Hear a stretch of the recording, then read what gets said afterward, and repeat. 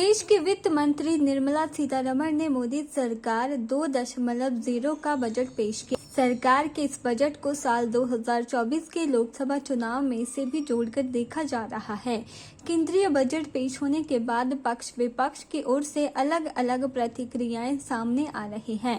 हिमाचल प्रदेश के पूर्व मुख्यमंत्री और नेता प्रतिपक्ष जयराम ठाकुर ने इस बजट को आत्मनिर्भर भारत की ओर सशक्त कदम करार दिया है। ये बजट चुनाव अगले साल लोकसभा का चुनाव होगा 2024 में, और 2024 के पहले का ये पूर्ण बजट के रूप में ये बजट अभी प्रस्तुत हुआ है। इसमें सभी चीज़ों को उसमें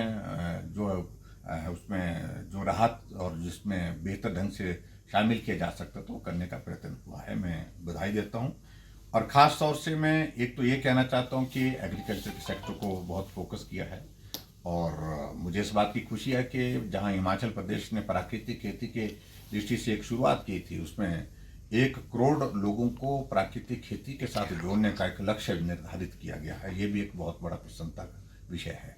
किसानों की आय में वृद्धि हो, किसान आगे आर्थिक दृष्टि से मजबूत हो, उस दृष्टि से भी बहुत सारी योजनाओं का इसमें जिक्र है। और दूसरी बात, जो एक चीज़ खास तौर से इसमें जो ग्रीन ग्रोथ के रूप में इसमें कही गई है, वो एक बहुत महत्वपूर्ण एक पार्ट है। मुझे लगता है कि उस दृष्टि से पूरे देश भर में जो बिल्कुल फोकस है कि हमारा डेवलपमेंट का मॉडल होना क्या चाहिए, उस पर प्रधानमंत्री जी ने काम करते हुए आगे बढ़ करके काम किया है। और उसी तरह से मैं 3-4 चीज़ों का इसमें जिक्र करना चाहूँगा।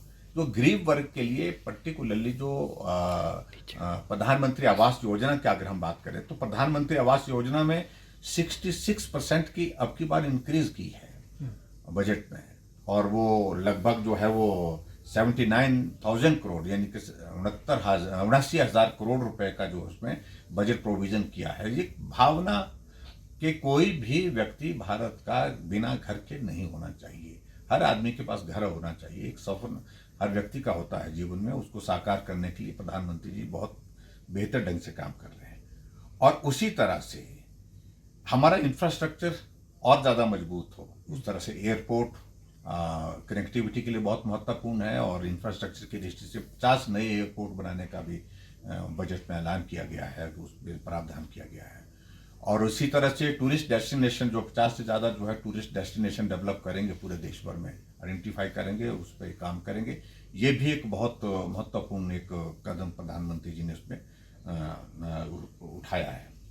और उसी तरह से मैं ये भी देख रहा था उसमें कि हमारे जो विशेष तौर से मिलेट को, जो हमारा मोटा अनाज जिसको हम बोलते हैं, जो आज की तारीख में जिसकी हम महसूस करते हैं कि उसकी कमी उस फील्ड में ज़्यादा फोकस नहीं होकर के हम किसी और दिशा में चल पड़े। के चैनल के लिए शिमला से पुष्पेंद्र कुमार की रिपोर्ट।